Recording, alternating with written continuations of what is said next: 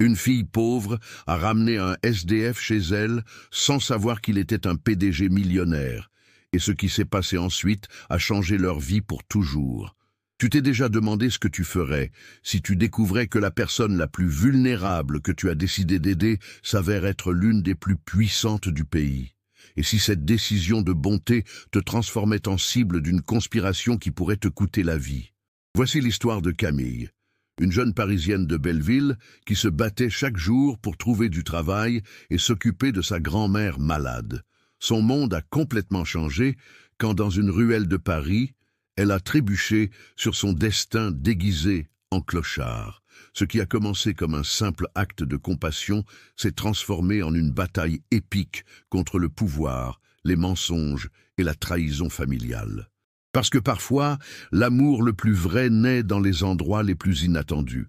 Et les personnes les plus dangereuses sont celles qui connaissent tous nos secrets. Prépare-toi pour une histoire où chaque sourire cache un mensonge, chaque geste de bonté peut être un piège, et où tu découvriras que le prix de l'amour véritable, c'est parfois être prêt à tout perdre. Es-tu prêt à connaître le secret qui pourrait détruire un empire, mais en même temps construire l'amour le plus puissant que tu aies jamais connu? L'histoire que tu es sur le point d'entendre te tiendra en haleine jusqu'au dernier moment. Le soleil de midi tapait sans pitié sur les rues de Belleville, pendant que Camille courait avec son CV froissé dans une main et un sac plastique dans l'autre. Ses chaussures usées résonnaient contre le pavé irrégulier, et la sueur perlait sur son front.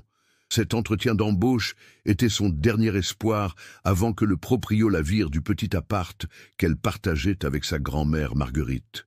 En tournant dans une ruelle étroite pour raccourcir, ses pieds ont glissé sur des papiers mouillés et une peau de banane. Tout s'est passé en quelques secondes.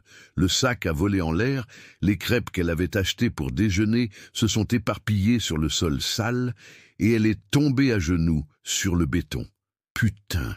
a-t-elle murmuré, regardant sa bouffe perdue comme si c'était son dernier vestige d'espoir. « Ça va, mademoiselle ?»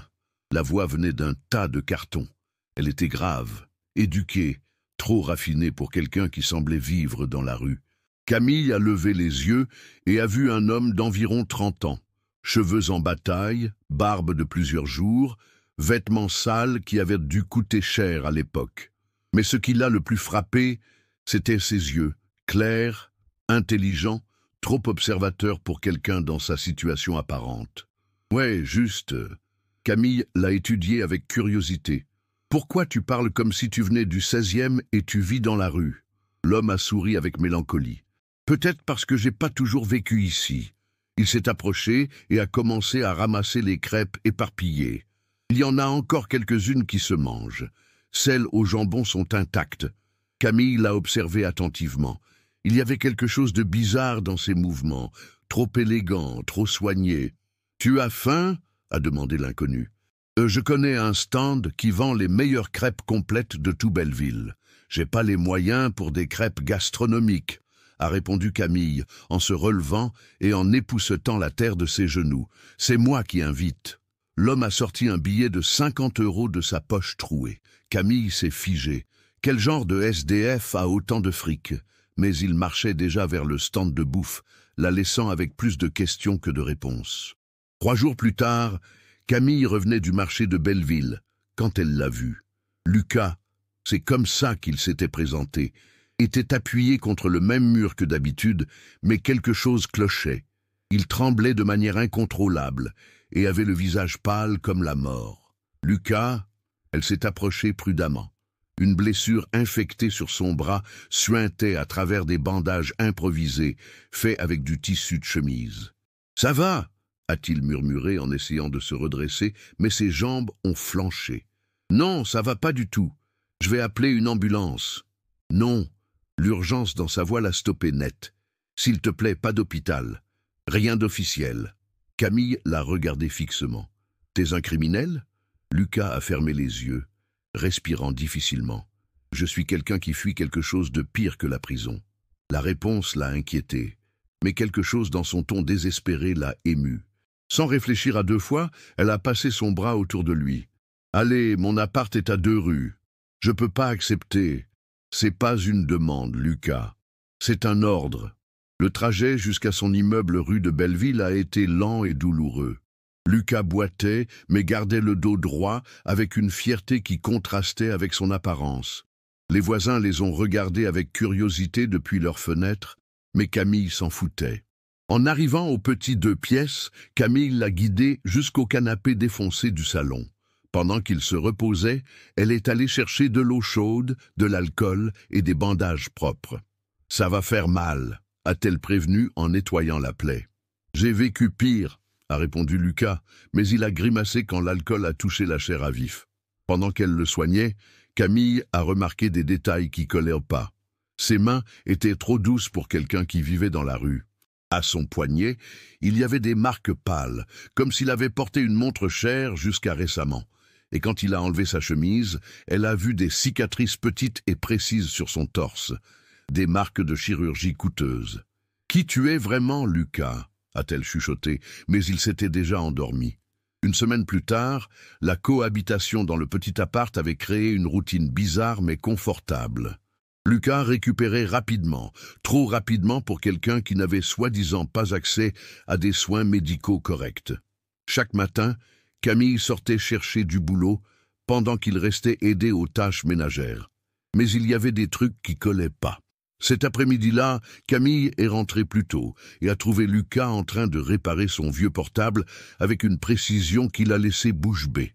Ses doigts bougeaient sur le clavier comme ceux d'un expert, reconfigurant des systèmes qu'elle savait même pas qui existaient. « Pourquoi tu t'y connais autant en informatique ?» a-t-elle demandé en posant les courses sur la table. Lucas n'a pas levé les yeux de l'écran.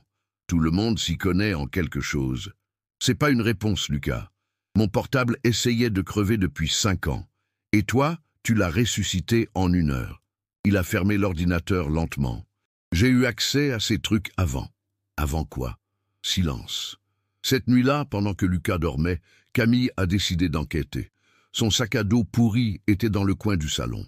Avec précaution, elle a fouillé les compartiments jusqu'à trouver une enveloppe jaunâtre cachée dans la doublure. À l'intérieur, il y avait des documents d'entreprise, des contrats avec des tampons officiels et un badge d'identification avec la photo de Lucas, mais plus jeune, en costume. Le nom sur le badge l'a glacé « Lucas Dubois, directeur général Technologies France ». Le lendemain, pendant le petit-déj de café au lait et croissant, Camille a posé le badge sur la table. « Joue pas avec moi, Lucas. Ce document a ton nom. Qui tu es, vraiment ?» Lucas a regardé le badge comme s'il voyait un fantôme. Quelqu'un qui a tout perdu en faisant confiance aux mauvaises personnes. Tout perdu? Tu es le PDG d'une des plus grosses boîtes de tech de France. J'étais. Passé. Maintenant, je suis ce que tu vois. Avant que Camille puisse répondre, son portable a sonné. Numéro inconnu. Allô? Une voix masculine, froide et calculatrice. Le rat que tu nourris va détruire ta vie. Éloigne-toi avant qu'il soit trop tard. L'appel s'est coupé. Camille a regardé Lucas avec les yeux pleins de peur et de confusion. « C'était qui ?» a-t-il demandé, mais son expression suggérait qu'il le savait déjà. « Quelqu'un qui sait que tu es ici. » La sonnette a retenti à 8 heures du matin avec une insistance qui a fait trembler les murs du petit appart. Camille a ouvert la porte et s'est retrouvée face à un homme en costume qui tenait un dossier en cuir. « Camille Moreau ? Oui, qu'est-ce que vous voulez ? Je cherche monsieur Lucas Dubois. J'ai cru comprendre qu'il loge ici. » Le monde de Camille s'est arrêté. Lucas est apparu derrière elle, le visage pâle comme s'il avait vu la mort. « Monsieur Dubois !» L'avocat lui a tendu une enveloppe officielle. Citation légale du ministère de l'Économie. Le conseil d'administration de Technologies France demande votre comparution immédiate. Quand l'homme est parti, Camille a fermé la porte lentement et s'est tournée vers Lucas avec les yeux pleins de larmes. PDG de Technologies France, le Lucas Dubois qui a disparu l'année dernière, celui qui est passé dans tous les journaux. Camille, je peux t'expliquer. Tu m'as menti! Sa voix s'est brisée. J'ai eu pitié de toi. Je t'ai donné ma maison. J'ai partagé la bouffe de ma grand-mère avec toi. Et tu es millionnaire. Lucas s'est approché, mais elle a reculé. J'étais millionnaire. Maintenant, je suis juste un homme qui a trouvé quelque chose de plus précieux que l'argent. Plus précieux? Tu te fous de moi? Tu aurais pu rester dans n'importe quel palace. Et alors? Lucas l'a regardé droit dans les yeux. J'aurais connu la femme la plus courageuse de tout Paris? J'aurais rappelé ce que ça fait d'être traité comme un être humain et pas comme un compte en banque? Camille a senti que ses jambes tremblaient. Qu'est-ce que tu m'as caché d'autre? Avant que Lucas puisse répondre, le portable de Camille a vibré. Un SMS d'un numéro inconnu. Camille Moreau. Technologie France a le plaisir de vous offrir le poste d'assistante administrative. Salaire 3 500 € mensuels. Présentez-vous demain à 9 h, avenue des Champs-Élysées 75, 8e arrondissement. Camille a montré le message à Lucas, qui est devenu encore plus pâle. « C'est pas une coïncidence », a-t-il murmuré. « Qu'est-ce que tu veux dire ?» Lucas s'est laissé tomber sur le canapé. « Camille, ils t'ont embauché parce que quelqu'un te surveille aussi. Ils me suivent à travers toi depuis le premier jour. » La pièce s'est remplie d'un silence terrifiant pendant que la réalité frappait Camille comme un coup de poing dans l'estomac. Cette nuit-là, après que Camille ait préparé de la tisane à la camomille pour calmer ses nerfs, Lucas a finalement parlé. Ils se sont assis sur le petit canapé, entourés de l'arôme familier des bougies que grand-mère Marguerite allumait toujours. « Mon père, Pierre Dubois, a fondé Technologie France il y a 15 ans. » a commencé Lucas en regardant vers la photo de famille dans le coin. Mais pas pour innover ou aider la France, il l'a créé pour blanchir l'argent de ses affaires à la frontière. Camille a senti un frisson. Argent de quel genre d'affaires? Celle qui ne demande pas d'où vient le liquide. Quand j'ai grandi et pris le contrôle de l'entreprise, j'ai découvert les contrats bidons, les comptes fantômes, les connexions avec des politiques corrompus. J'ai essayé de tout nettoyer. Et c'est pour ça que tu as disparu? Lucas a hoché la tête.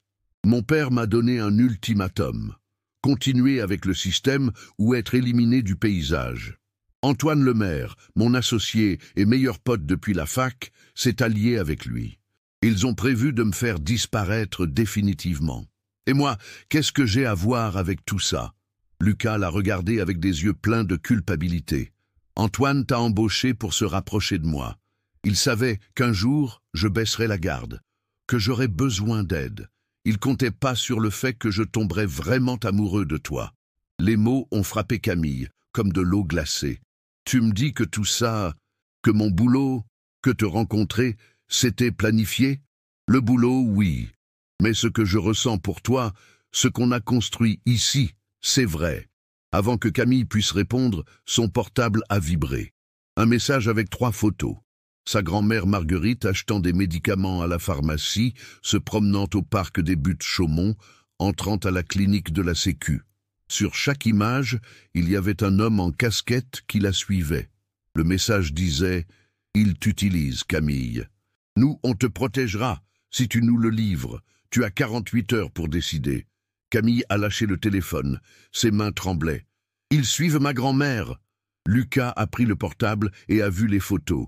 Son visage s'est durci comme de la pierre. « C'est plus seulement nous maintenant, a-t-il murmuré.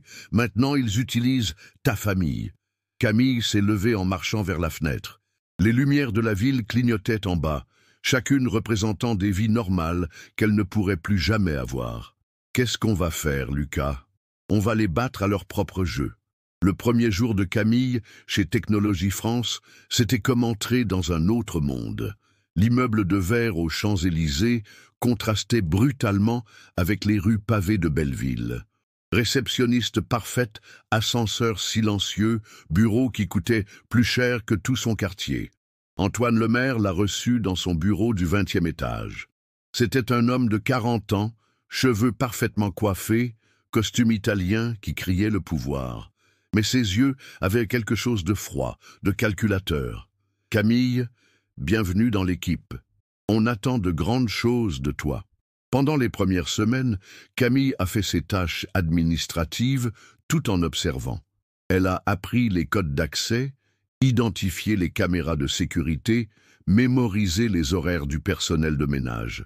Lucas lui avait appris quoi chercher, des documents non signés, des réunions pas enregistrées dans l'agenda officiel, des appels depuis des lignes privées.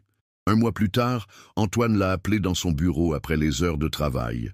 La ville s'étendait devant les baies vitrées comme un manteau de lumière dorée. « Camille, pourquoi on m'a vraiment embauché ?» a-t-elle demandé directement. Antoine a souri, mais c'était pas un sourire sympa. « Parce que tu as accès à quelqu'un qu'on a besoin de trouver. Lucas Dubois. Lui-même. Tu vois, Camille, Lucas est malade, mentalement instable. Sa disparition a fait du mal à beaucoup d'investisseurs, d'employés, de familles. On a besoin de l'aider à revenir. » Camille a fait semblant de réfléchir. « Et comment je peux aider? Tu vas nous aider à l'attraper, ou ta petite grand-mère aura des problèmes plus graves que son diabète. » La menace directe l'a frappé comme un seau d'eau froide, mais Camille a gardé son calme. « Je comprends. Je suis content que tu sois une fille intelligente. » Cette nuit-là, Camille est rentrée tard chez elle. En montant les escaliers, elle a remarqué que quelque chose clochait. La porte avait de nouvelles marques autour de la serrure. En entrant, tout semblait normal, mais elle avait la sensation que quelqu'un avait été là. Elle a fouillé chaque pièce attentivement jusqu'à trouver ce qu'elle cherchait. Une petite caméra cachée derrière le cadre de la photo de sa grand-mère. Le cœur battant, elle a continué à chercher. Elle a trouvé 3 autres caméras, une dans le salon, une autre dans la cuisine et la dernière dans sa chambre. Antoine avait tout filmé depuis le premier jour. Elle a pris son portable et a envoyé un message à Lucas. « Il faut qu'on parle, il nous regarde. » Le lendemain, Camille est rentrée du boulot et a trouvé la porte de son appart entr'ouverte. Son sang s'est glacé. Elle a couru à l'intérieur en criant « Grand-mère », mais elle a trouvé que le silence.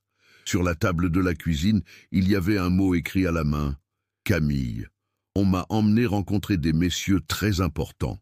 Je reviendrai bientôt, t'inquiète pas, Marguerite. » Mais Camille connaissait l'écriture de sa grand-mère, et c'était pas ça. Son portable a sonné. « Antoine. Tu cherches quelque chose, Camille? Où est ma grand-mère, salaud? Du calme, s'il te plaît. Madame Marguerite profite d'un délicieux repas au restaurant Guy Savoy. Caviar, homard, le meilleur du meilleur, bien qu'elle ait pas beaucoup mangé. Le stress, j'imagine. » Camille a serré le téléphone jusqu'à ce que ses jointures deviennent blanches. « Si tu lui fais du mal, tu as touché à ma grand-mère, Antoine. Tu as franchi la ligne. C'était juste un rappel que tu as beaucoup à perdre. Marguerite est une dame charmante, au fait. Elle m'a raconté comment elle t'a élevé quand tes parents sont morts dans cet accident sur l'A6. Quelle tragédie! » Chaque mot était un coup de poignard. Antoine connaissait des détails intimes de sa vie que seule sa famille savait. « Qu'est-ce que tu veux? Que tu amènes Lucas demain au bureau. Dis-lui qu'il doit signer des documents pour te protéger. S'il vient pas, ta grand-mère aura un accident malheureux dans les escaliers du métro. » Quand Lucas est arrivé cette nuit-là, il a trouvé Camille en train de pleurer sur le canapé, serrant l'oreiller qui sentait les herbes médicinales de sa grand-mère. « Ils l'ont emmené, a-t-elle sangloté. Antoine a pris ma grand-mère. Lucas s'est assis à côté d'elle et l'a prise dans ses bras. On va arranger ça. »« Non !» Camille s'est séparée de lui, les yeux rouges de rage. « Lucas, c'est fini. Soit on agit maintenant, soit on perd tout. Je laisserai pas qu'il fasse du mal à la seule famille qui me reste. Tu as raison. Il est temps que le monde sache qui est le vrai méchant. » À ce moment, la porte s'est ouverte lentement. Pierre Dubois est entré comme s'il était chez lui, accompagné de 2 hommes costauds. « Mon fils, a-t-il dit d'une voix grave, assez de jeu. Il est temps que tu rentres à la maison et arrêtes de jouer aux pauvres. » Camille s'est levée, tremblant de rage. « Vous n'avez pas le droit d'être ici. »« J'ai tous les droits, petite. Après tout, c'est moi qui paie le loyer de cet endroit depuis 1 mois. » Le dîner annuel de Technologie France au Four Seasons réunissait le gratin du monde des affaires français. 500 invités en tenue de soirée, journalistes de magazines spécialisés et plusieurs investisseurs internationaux. Antoine avait organisé l'événement pour annoncer officiellement la restructuration de l'entreprise. Camille est arrivée avec une robe noire prêtée par une collègue, nerveuse mais déterminée. Dans son sac, elle portait une clé USB avec tous les enregistrements qu'elle avait réussi à obtenir pendant son temps dans l'entreprise. Lucas attendait au bar, méconnaissable avec un nouveau costume et les cheveux bien coupés. Pour la première fois depuis des mois, il ressemblait au PDG qu'il était vraiment. À 9 heures du soir, quand Antoine est monté sur scène pour son discours, Camille s'est déplacée silencieusement vers la régie son et éclairage. « Mesdames et messieurs », a commencé Antoine, « cette soirée marque le début d'une nouvelle ère pour Technologie France. »« Pardon !» a interrompu Camille en prenant le micro auxiliaire. « Avant que vous signiez avec Technologie France, je crois que vous devriez voir ça. » L'écran géant derrière la scène s'est illuminé. Des enregistrements audio ont commencé à se diffuser où Antoine parlait de pots de vin, de contrats bidons et de menaces aux employés. « Camille, descends de là !» a crié Antoine, mais les agents de sécurité n'ont pas bougé. Ils étaient trop occupés à écouter. Antoine le maire fait du chantage aux employés et blanchit de l'argent depuis des années. « Voici les preuves », a continué Camille, pendant que plus de documents apparaissaient à l'écran. Le murmure dans la salle s'est transformé en rugissement d'indignation. Le vrai PDG de cette entreprise est ici. Lucas Dubois est de retour. Lucas est monté sur scène parmi les flashs et les regards d'étonnement. Antoine le maire, pour fraude d'entreprise et menaces sur des civils innocents, tu es officiellement destitué. La police, qui attendait dehors grâce à un appel anonyme de Lucas, est entrée dans la salle. Antoine a essayé de s'échapper, mais il a été intercepté avant d'arriver à la porte. Pendant qu'il menottait Antoine, celui-ci a crié « Ça finit pas là, mon vrai patron est encore libre !» À ce moment, le portable de Lucas a vibré. Un message vidéo en temps réel, sa grand-mère Marguerite attachée dans un entrepôt et une voix qu'il reconnaissait parfaitement. « Ton père à Camille, entrepôt, 47, Saint-Denis. Viens seul ou elle meurt. » L'entrepôt 47 à Saint-Denis était un squelette de béton abandonné depuis des années. Lucas est arrivé seul, comme on le lui avait ordonné. Mais il portait son portable en diffusion live sur les réseaux sociaux. À l'intérieur, la lumière d'une ampoule suspendue éclairait la scène. Camille attachée à une chaise en métal, la bouche scotée. À côté d'elle, Pierre Dubois portait un costume impeccable qui contrastait avec la saleté du lieu. « Papa, lâche-la. C'est moi ton problème. » Pierre a souri froidement. « Tu as été ma plus grande déception, Lucas. Mais elle t'a donné la force que tu avais besoin pour me défier. Elle t'a transformé en idéaliste que j'ai toujours craint que tu deviennes. » Camille a essayé de parler à travers le scotch, ses yeux pleins de détermination et de rage. « Lucas, signe rien. Je préfère crever que te voir abandonné, » a-t-elle crié quand elle a réussi à se libérer partiellement la bouche. « Personne va mourir ici, sauf peut-être mon respect pour toi, papa. » Pierre a sorti un revolver de sa veste. « Ça, c'est plus une question de respect, mon fils. C'est une question de pouvoir. Et le pouvoir demande des sacrifices. Tu vas tuer ton propre fils? Je vais éliminer l'obstacle qui m'empêche de récupérer ce que j'ai construit. » Lucas s'est approché lentement. « Tu sais ce qui est ironique? Tout ce temps, tu as pensé que j'étais ta faiblesse. Mais la vérité, c'est que toi, tu es la mienne. Parce que malgré tout, j'espérais encore que tu aies un peu d'humanité. L'humanité est un luxe que je peux pas me permettre. » Pierre a visé l'arme, mais à ce moment, la porte de l'entrepôt s'est ouverte d'un coup. Des dizaines de policiers ont fait irruption avec des gilets pare-balles et des armes automatiques. « Lâchez votre arme !» a crié le commandant. Pierre a regardé, confus. « Comment ?» Camille a souri à travers ses larmes. « J'ai activé la diffusion live sur mon Instagram avant que tu m'amènes ici. Des milliers de gens ont tout regardé. Les commentaires sont pleins de gens qui taguent la police. » Pierre a baissé son arme lentement, vaincu. Pendant qu'il le menottait, il a murmuré « J'ai sous-estimé la génération des millénials. » Les secours ont libéré Camille, qui a couru vers Lucas. Ils se sont embrassés avec la force de ceux qui ont failli se perdre pour toujours. « Ça va ?» a-t-il chuchoté. « Maintenant, oui. » 6 mois plus tard, le Marais avait gagné un nouveau petit coin spécial. Café Destin occupait un angle de la rue des Rosiers, avec de grandes baies vitrées, des plantes suspendues et l'arôme constant de café fraîchement moulu.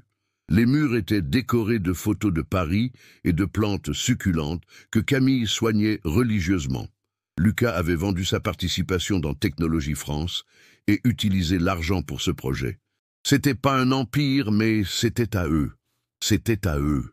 Un après-midi de décembre, pendant que Camille rangeait les nouveaux livres qui étaient arrivés pour la petite bibliothèque du café, Lucas s'est approché, nerveux, portant 2 tasses de café au lait. « Tu regrettes de m'avoir trouvé dans cette ruelle ?» a-t-il demandé en s'asseyant à côté d'elle. Camille l'a regardé avec tendresse. « Je regrette seulement de ne pas t'avoir trouvé plus tôt. » Lucas s'est mis à genoux, sortant une bague simple en argent avec une petite émeraude. Le café s'est rempli de silence expectatif. Les clients habitués, qui connaissaient déjà leur histoire, ont arrêté de parler. « Camille Moreau, tu veux être ma femme ?»« Lucas Dubois, je veux être tout pour toi pour le reste de ma vie. » La cérémonie s'est célébrée dans le jardin derrière le café, décoré de guirlandes colorées et de fleurs des champs. Grand-mère Marguerite, complètement rétablie, était la marraine.